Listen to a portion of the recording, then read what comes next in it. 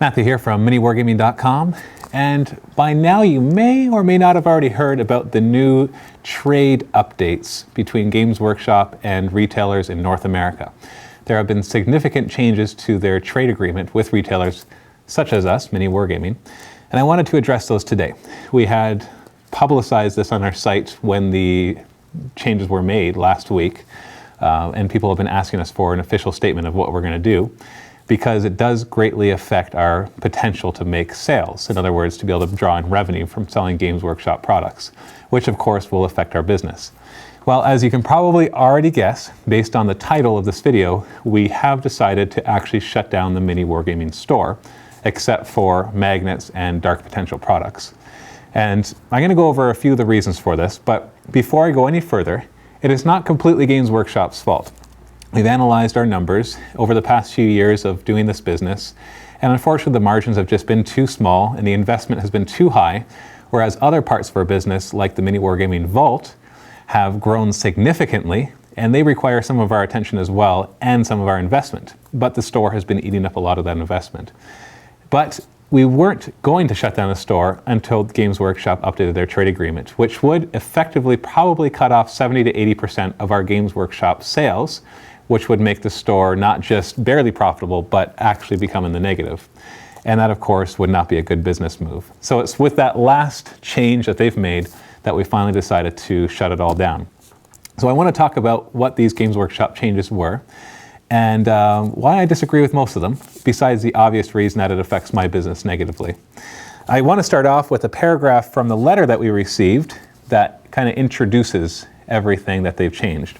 It says, as a retailer of Games Workshop products, you are undoubtedly aware of Games Workshop's commitment to the highest standards of quality and innovation that have become synonymous with its brand.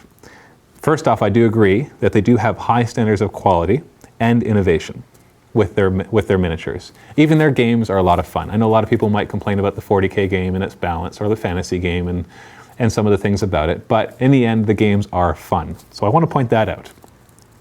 The success of the Games Workshop brand depends not only upon the design and development of innovative and imaginative models and games, but the efficient and effective retail marketing and sale of its products in a manner that ensures a positive purchasing experience for the ultimate consumer. I also agree with that, but I disagree that what they're actually doing here reflects what they're trying to say there. In the end, they've made these changes to ensure that their profits go up. And that's a responsibility that they have as a company to their shareholders. So it's nothing against them for that. It's more the fact that the changes will actually not do that in the long term. So what are the major changes in this trade document? I'm not going to read it all. I'm going to provide the documents in a link below this video, so you can go and read them for yourself and get all the details. There's no point in me reading them all because it would take a long time and it would be kind of boring. But the major changes is basically there are no more online sales of Games Workshop products allowed in Canada. Now, this was already in place in the United States. That's why you see stores like the War Store or Miniature Market have mail order, or basically you phone them for orders for those products. There's no more selling out of the box. So that means no more bit sales. Now, they can't prohibit bit sales. They can only not sell to retailers who do bit sales.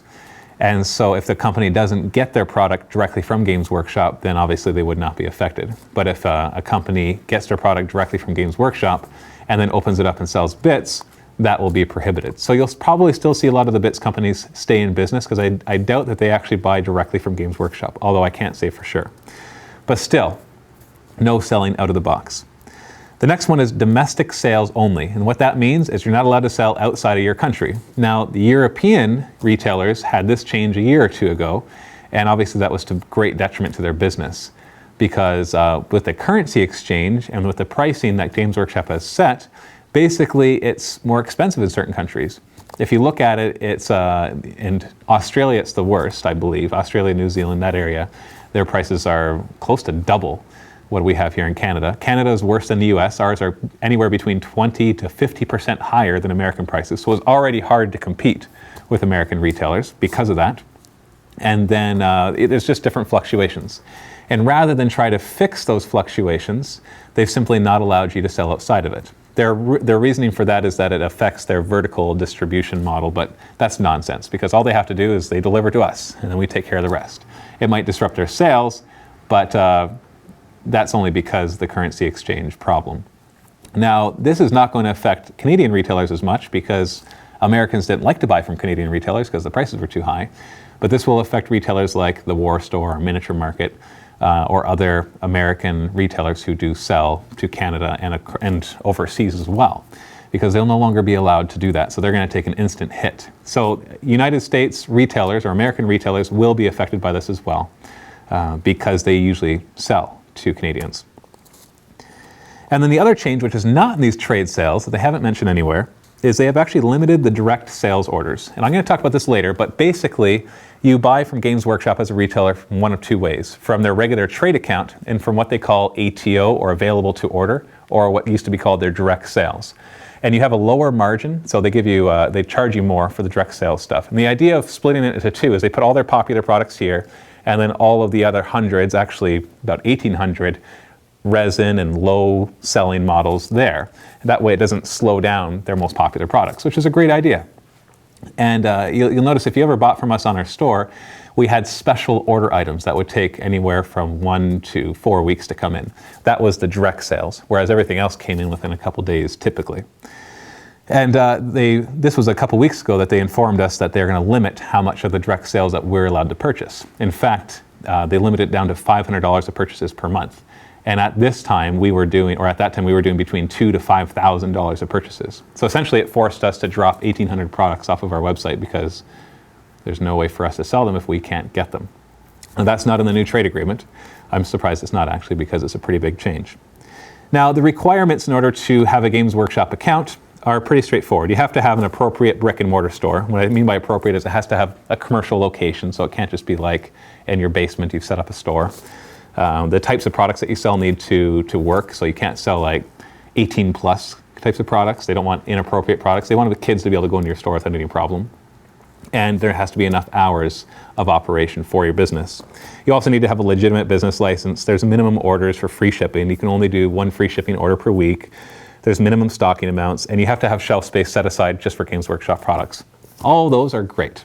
They're actually, they're pretty good at dealing with the actual retail side of things. You might not agree that their stores are the best, but in the end, their stores are there to recruit new players and not necessarily to cater to the veterans or older ones who don't spend as much. And you might think, well, I'm a veteran, I spend a lot, but typically it's the newer players that spend a lot. Do I agree with having a store that basically recruits and then sends them away? Obviously not. And not all the Games Workshop stores will do that, but it is generally their policy now. So let's talk more about these changes. And they even, and I think this was a mistake, they give their reasoning in the trade documents as to why they did this. If they hadn't have given a reason, then we'd have to assume their reasoning. But since they gave the reason, we could see just how ridiculous those reasons really are. So first off, no online sales. So back in 2003, they created this policy in the States. I think the only reason they didn't do it in Canada is because they didn't find a legal way to do it. It's kind of ironic that the only country in the entire world where they could manage to prohibit online sales was in the United States, which claims to be the most capitalistic. And yet there was a way for them to kind of claim a monopoly on a certain part of their market. This is not me attacking Americans. I just find it ironic that that happens to be the case. So here's what they said about the 2003 policy of no online sales. The 2003 policy was a great success in the United States. Over the 10-year period since Games Workshop adopted the 2003 policy, the number of in-store retailers in the United States has increased substantially, and the hobby culture that those retailers support and promote has continued to grow and flourish throughout the United States. Now, I'm sorry, there is no way for you to know that the growth of the number of stores in the States has anything to do with your 2003 policy. It probably has to do with the fact that you've grown as a company and that the hobby is growing and the market is growing. So it's like me saying, you know what, I'm holding this phone in my hand and I haven't seen a tiger in these areas for 10 years. And yes, I'm making a Simpsons reference here. And since I haven't seen a tiger for the past 10 years, that must mean that this phone keeps tigers away. It's like, obviously that's a bit of a ridiculous example, but it's just the way it is when it comes to drawing conclusions based on evidence. There is 100 other reasons that the United States retailers could have grown, and I just listed a few of them. The market's growing. The actual, one of the reasons actually is probably because of the online industry creating more recognition of these products. I know you're not going to believe that if you're watching this Games Workshop, but that is actually probably one of the cases. You yourself admit that online is important because you try to use it, even if you do shut down your Facebook account when people start to post negative comments on it, or even if you don't allow comments on your YouTube videos, which obviously is absurd because it just shows that you're worried that everybody's going to be attacking you. And if they are, then there's something that you got to do about that rather than just keep it quiet.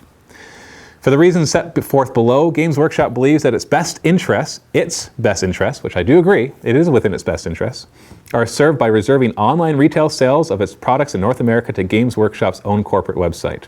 Games Workshop does not permit the online retail sale of its products by retailers located in the United States or Canada. And they would do this in Europe too, but there's anti-monopoly laws that stop them. So instead, they just change their trade agreement to make it harder for online retailers. So they think it's in their best interest, and ironically, it's probably not. You might think, well, more of the sales are going to go to them, but that's not the way it works. If you have some sort of sales, let's just say MiniWarGaming, for example. Let's say we were creating customers or that we're selling to customers. Games Workshop is looking at that and saying every single customer that MiniWarGaming is selling to would buy elsewhere if we shut them down. I'm not saying that they're shutting us down specifically, but you can see that they're trying to. And the answer to that is no. Every store, every partner that you have will generate a certain amount of sales that nobody else would have gotten. And that's not even mentioning the online videos and stuff that we do to promote the hobby, which we are still going to keep doing. We'll talk more about that later on. I'm just talking about the fact that sometimes people just like buying from certain people, or they like the convenience of the website, or they like the discounts, or they like the points program, or they're a Gold Vault member and they get an extra 10%, and so they'll take advantage of that. There's many, many reasons why there are certain customers that we sell to that just because we can no longer sell to them does not mean that they'll just happily go to their nearest Games Workshop or independent retailer and pay full price. Now, I'm not trying to say that people shouldn't pay full price. There's been a reason that we only give 10% off of our Games Workshop products all these years. It's because I don't believe in deep discounting. And I only did 10% because, well, we're an online retailer and people expected some sort of discount. I would love to sell at full retail. It would mean more margins for me and allow me to invest more into my business. But just couldn't as an online retailer. And you might think, well, exactly, that's why we're getting rid of online retailers. But that's not the case. People have to have these various choices. When I first got into the hobby, I paid full retail. I spent thousands of dollars within the first few months. And then I went on eBay and I bought a bunch of used armies because I saw, oh, I could get all these for even more, for even less. And it wasn't that I was going to stop buying Games Workshop products, it just allowed me to get more into the hobby, which actually led to the creation of MiniWarGaming, which has created literally tens of thousands of new customers for Games Workshop. And most of those don't buy from us. So here's the thing that I find funny, though, is that they're going to give the reasons. So I'm going to go over the reasons and that they give for why they're restricting online sales, except for Games Workshop, of course. So remember that. No matter what their restrictions are, they're allowed to sell online. So the first reason is in-store display and sales support. The in-store retail environment provides a consumer, whether a first-time customer or a game enthusiast, with the ability to see, touch, and feel Games Workshop products before making a purchasing decision. In-store displays of products enhance the retail purchasing experience and help introduce and grow the hobby. That is true. There is something to be said about walking into a retail store and being able to touch and pick up a product. But what about all the other hundreds of products that they can't stock because you have so many products? Or the 1,800 products that are in your direct sales that you have claimed that you don't want retailers to stock? There's going to be a limitation to the products that a retailer can do. And you're also assuming that each retailer is going to be these monster stores that can seriously promote the hobby.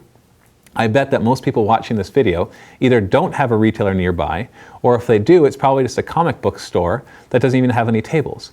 And that very few will actually have what you call a good retailer, what I would call a good retailer, one that sells the products and has gaming space and holds events and tournaments and everything else.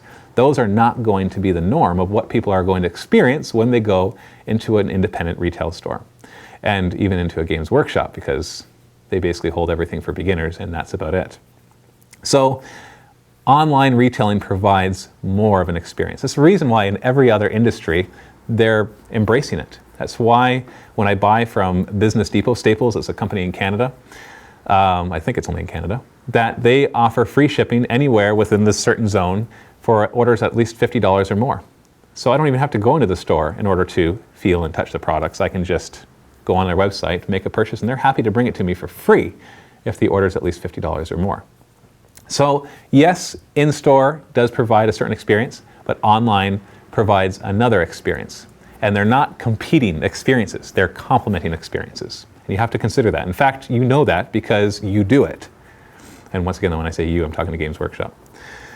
Second reason, community support. The in-store retail environment further enhances the hobby by providing a place for consumers to interact with one another in the hobby they share. The hobby is best supported by brick-and-mortar retail locations that allow hobbyists to interact with each other through playing the games, sharing of painting and modeling techniques, etc., etc., etc. Brick-and-mortar retailers are the preferred, and in some geographic areas, the only method of such interaction to sustain and grow the hobby. That is true. There's nothing that quite beats going into a store and playing against other people. But what about all those people who don't have a retailer nearby? Oh yeah, they get to buy from the Games Workshop online store. Or what about MiniWarGaming forums, or the Warseer forums, or Daka, or all these other ones? I know they're not getting shut down. I'm just saying there is more than just in-person interaction to really enjoy this hobby. And so the internet does provide a lot of that. Yes, of course, we want the local clubs and retailers to be able to have that support there as well. So, next reason, Games Workshop's online promotion of the hobby. Games Workshop's corporate website provides a number of features and links that serve to promote the hobby as well as the products. Okay, I'm going to stop you right there. Your new website sucks. Your old websites weren't that great looking, but they provided tons of articles. The new one buried all of those articles, probably because they talked about the old paints and everything else like that, but whatever reason, the new one does not provide all of that. Its focus is on selling the product and not very much other stuff. And so while you do publish articles and some videos and stuff, your website falls short compared to all the other websites out there promoting your product. Games Workshop's corporate website provides an online complement to, not a substitution for, exactly, the in-store promotion of the hobby in a way that is consistent with the company's brand and consumer expectations. By reserving online sales to Games Workshop's corporate website and offering the complete breadth and depth of its product line to online consumers, the Games Workshop brand represents more than just one or two of its most popular items. So you're once again admitting that you can't offer the complete breadth and depth of your product line unless you do it online. So it's a double standard, basically. Here's another one that's kind of, well, I won't use the word I want to use. Uniform presentation of the brand on the internet. It is important that the Games Workshop brand be presented with a single clear online focus. Well, that's true. I don't know. By reserving online sales activity to Games Workshop's corporate website, the one site allows Games Workshop to present and develop a uniform online image for the brand that can be more readily and easily changed as new products are added and the brand evolves. Yeah, that sounds good, but there's no truth in that whatsoever. Every industry out there deals with having retailers and websites presenting their brand in the way that they want to. So try controlling that. It's not going to work. Oh, here's another one. Enhanced online consumer tracking. By focusing all online consumers on one sales website, Games Workshop is able to improve tracking and understand of Games Workshop's customer base. So guess what? Games Workshop wants to track you. Now, I don't have any problem with that because I don't care about tracking. But I hate to tell you this, a lot of people do, especially because you later talk about privacy and how people are worried about that, and you're providing a website that they don't have to worry about that. So let's talk about that for a second. So enhance online consumer tracking and then online privacy. Consumers who are reluctant to purchase online often cite privacy as a major reason for the reluctance to embrace e-commerce. Okay, are you kidding me? What? Okay, I know that Games Workshop is an older company, but there's no way that everybody at Games Workshop, especially people who do your website stuff, believe that. There's no way. Because I've run survey after survey after survey about why people don't buy from us. And we have in that survey a list of things, and one of them is an issue with privacy, and that gets very, very little responses. The majority of them are saying because they would rather buy from their local gaming store. Our biggest competitor as an online retailer are local gaming stores, where there are local gaming stores. Where there are not, that's where we get most of our customers from. So let's continue that. Focusing consumers to one online site will allow Games Workshop to have consistent information collection and use practices that preserve consumer privacy and communicate those practices clearly and persuasively to consumers. Games Workshop believes that this level of privacy protection will encourage greater participation in the hobby. You mean greater online sales. Okay, first off, that kind of sounds like you think your customers are kind of dumb when it comes to online stuff. You forget your demographic. Your demographic is the most internet savvy generation. They're on iPhones and iPads and Android stuff. Don't worry, I'm not saying everybody's on iPhones and iPads. They are savvy about what privacy means. If they care about it, they know how to get around it. And you're trying to say that most people, these 20-year-olds, they're worried about privacy. And so by providing a website where we can be like, don't worry, things are secure here, they're going to be like, oh great, okay, now I'm finally going to buy it because I wasn't going to buy it because I was worried about privacy. That's the funniest one, because it's kind of condescending to the customers and shows how little Games Workshop understands about the internet, or at least how much they are showing they understand. Maybe they understand it much greater than that, and they're just trying to throw out some bull to feed the masses. And their last one is prevention of free riding. And I think the online retailers are just free riding off of the stores who do all the investment to get people into it. I can tell you that it is not free to run an online store. Our expenses have been rather high, which is one of the reasons why we're shutting it down. Oh, okay, so the next thing, no selling outside your country. And I already talked about that one, so let's not talk about that one again. It sucks, but what they should really do is just fix the currency differences. So going back to that last point before I tell you about a couple of things that we're going to be doing, is the limited direct service orders. They limit it to $500 a month. The only explanation I got was, and this is from my trade rep, so I can't say that this is the company's, what their reasoning is. It says, we don't want retailers to stock direct products. And the reason for that, and I can understand somewhat what he's saying, because they change or they go from metal to resin or they get discontinued, or there's lots of reasons why they're direct, and a lot of them is that they might be going out of stock. And I told them in response, but I don't stock any. The $5,000 that I purchase per month is special order. These people have already paid for it. And he didn't have a response to that. You know, he's just a trade rep. I don't blame him for not really knowing what the heck the company is doing. But the problem here is that they've made it a new policy in the past year that as they release new releases, some of the things go directly to trade or go directly to direct sales. And some of them are even web only or limited release that retailers can't even get, which I highly disagree with.